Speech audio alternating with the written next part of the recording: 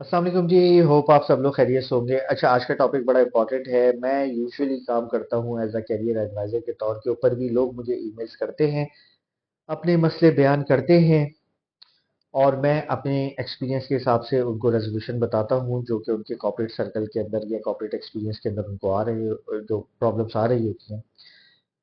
तो आज का एक केस मैं आप लोगों के साथ ज़रूर डिस्कस करना चाहूँगा। ये पूरे मेरे पास 3 पेज की ईमेल्स हैं और इसके अंदर किसी एक इंडिविजुअल ने मुझे ईमेल नहीं करी है। ये ईमेल मुझे करी है तकरीबन 4 लोगों ने एक साथ मिलके एक ग्रुप बना के एक ईमेल की है।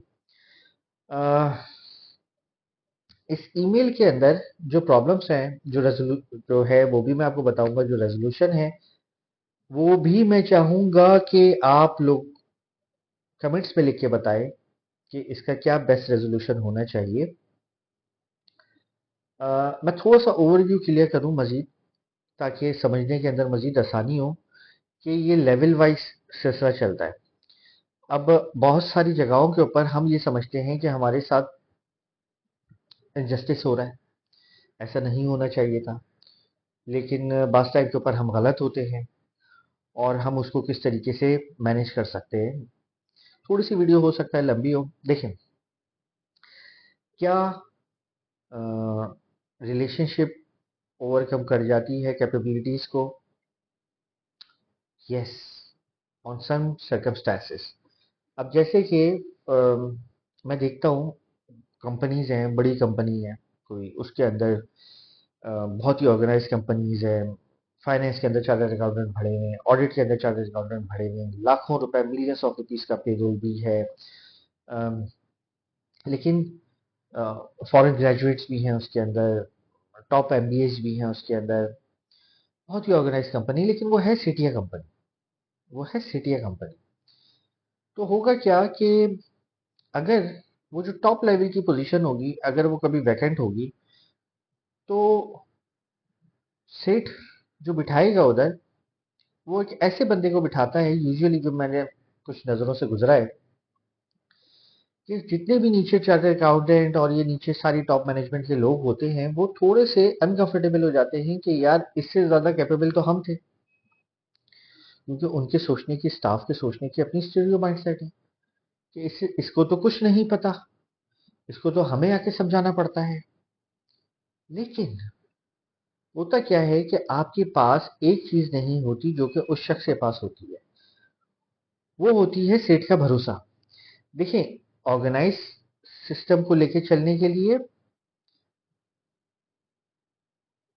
चीजों को मैनेज करके लेके चलने के लिए सेठ ने आपको हायर किया है। तभी वो आपको इतने अच्छे पैसे दे रहा है, तभी आपको ऐसी बड़ी पोजीशन के ऊपर बिठाया हुआ है, या आपको पूरी टीम दी हुई है। लेकिन सेठ को चाहिए एक ऐसा भरोसे का आदमी जो कि उसको पूरी ऑर्गेनाइजेशन की ब्लैक एंड व्हाइट पिक्चर बता सके। लेकिन वो सुनेगा सिर्फ और सिर्फ अपने भरोसे के आदमी पे कि हाँ, मैं इस पे भरोसा करता हूं। वो जो टॉप पोजीशन के ऊपर बंदा आके बैठा है, यस वो कैपेबल नहीं है, लेकिन मैं उसके पास क्या है ये मैंने आपको बता दिया। अच्छा काम करने के लिए ही तो आपको हायर किया गया है। आप अपने दिमाग में सोचते रहें कि जी ये पोजीशन मुझे मिल जाती, मैं इससे ज़्यादा अच्छा हूँ, तो ये सोचने की ज़रूरत नहीं है। उसके लिए सबसे अच्छी चीज़ ये है कि सेठ का भरोसा हासिल करें। सेठ का भरोसा मिलेगा तो फिर ये चीज़ें होंगी। लेकिन ये सिर्फ और सिर्फ मैं स्पेसिफिकली बात कर रहा हूँ सेठ की ऑर्गेनाइजेशन के अंदर। अब आ जाते हैं रेगुलर। ये सारी ऑर्गेनाइजेशन जो कि काफ़ी अच्छा काम कर रही है, सारी चीज़ें कर रही हैं, लेकिन उधर एक प्रॉब्लम आती है जिस चीज़ के ऊपर आज ये हमारी डिस्कशन है। सिमिलर, जैसे मैंने एग्जांपल दी, इसी तरीके से एक सिमिलर मिड रेंज के अंदर भी ये प्रॉब्लम आ रही है, मिड मैनेजमेंट के अंदर।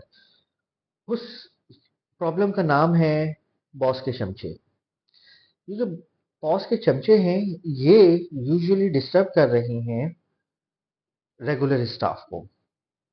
अब ऑर्गेनाइजेशन सिखाती क्या है कि जी अपनी ऑर्गेनाइजेशन से प्यार करें, अपनी ऑर्गेनाइजेशन से मोहब्बत करें, खुद भी बढ़ें, ऑर्गेनाइजेशन को भी बढ़ाएं। बिल्कुल सही है।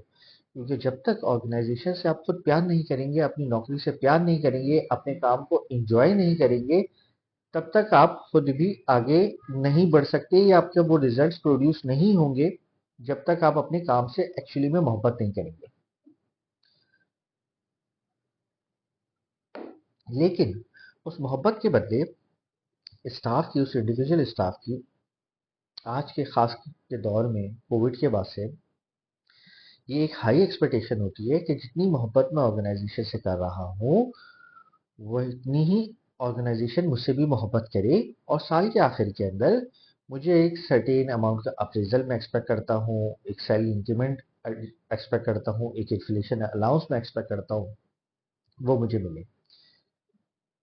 अब इसके अंदर तकलीफ ये है कि ये जो बॉस के चमचे प्रोड्यूस हो जाते हैं, ये होंगे, ये हर वक्त होंगे, और ये डिस्टर्ब करते हैं उस रेगुलर स्टाफ को, और कोशिश ये करते हैं कि हमारे हिस्से में ज्यादा से ज्यादा चीजें आ जाए। देखिए, जहां बॉस होगा वहां पे ये होंगे। लीडर लीडर पैदा करता है, बॉस चमचे पैदा करता है। और ये प्रॉब्लम इंडिया, पाकिस्तान, बांग्लादेश, ये सब जगह के ऊपर यूजुअली मिलेगी, क्योंकि अब ये बताने का मकसद क्या है, और ये जो चमचे हैं बॉस के, ये काम कैसे करते हैं, इसके ऊपर भी पूरा केस स्टडी हम करते रहते हैं, और इनको आइडेंटिफाई करने की हम कोशिश करते हैं। अच्छा देखिए, ये कोई फॉर एग्जांपल एक नया इंडिविजुअल हायर होता है, तो हायर होने के साथ साथ ये करते क्या है कि आम लड़का है, एक बॉस है। अब उसको इसको ईमेल्स करनी है, कुछ 15 से 20 ईमेल्स। वो 15 से 20 ईमेल्स के अंदर उसको जरूरी है कि 2 ईमेलें बॉस को सीसी में रखे, बाकी वो रेगुलर इंफॉर्मेशन की ईमेल्स है। लेकिन वो 20-25 ईमेल्स के अंदर हर ईमेल के अंदर बॉस को रखेगा, ताकि वो प्रिटेंड कर सके कि जी मैं सबसे ज्यादा काम कर रहा हूँ। फिर उसके बाद ग्रेजुअली वो 5 से 10 मिनट के लिए बॉस के कमरे में जाएगा। बॉस के कमरे में जाके उसका थैंक यू करेगा। सर, आपकी टीम मैनेजमेंट बहुत अच्छी है, आपकी सुपरविजन के अंदर हम बहुत अच्छा सीख रहे हैं, और वी आर रियली ब्लेस्ड कि मैं आपकी टीम का पार्ट हूँ। अच्छा, बॉस ये नहीं सोचता कि मैं तो कभी कोचिंग करता ही नहीं, मैं तो अपनी टीम से कभी बात ही नहीं करता, ये कैसे ऑटोमेटिक सीख रहा है। लेकिन बॉस अंदर से चौड़ा हो जाता है। फिर ग्रेजुअली आहिस्ता आहिस्ता वो 5-10 मिनट का टाइम जो है वो बढ़ता रहेगा। वो 15 मिनट की मीटिंग के ऊपर शुरू हो जाएगा, वो 20 मिनट की मीटिंग पे शुरू हो जाएगा। देखिए, ये जो चमचे वाली सोच है ना, ये बड़े ही ओबीडियंट लोग होते हैं, बहुत ही ओबीडियंट लोग होते हैं। इनके मुंह के ऊपर नो का वर्ड कभी भी नहीं होता। इनको जो भी प्रोजेक्ट दिया जाता है स्टार्ट के अंदर, ये बिल्कुल यस करके लेते हैं कि यस सर अभी हो गया, और बड़ा अच्छा करके लाके प्रेजेंट करके बॉस को देते भी। अब उसके बाद आ जाता है, जैसे जैसे मुलाकातें बॉस के साथ बढ़ती चली गई, फिर ये reputation gradually gradually Aahista Aahista Aahista Aahista एक एक स्टाफ की डिस्टर्ब करना शुरू करते हैं। बॉस कंफर्टेबल इनके साथ मजीद होता है। बॉस आपके साथ एक पिक्चर लेनी थी, वो पिक्चर ली। पिक्चर लेने के बाद वो गए, बॉस को फेसबुक के ऊपर टैग करी, और उसकी दुनिया भर की तारीफें लिखी, और पूरे अपने खानदान को, दुनिया को मार्क करके बॉस की तस्वीर लगा के कि मैं जी इनके साथ हूँ, और मैं ये।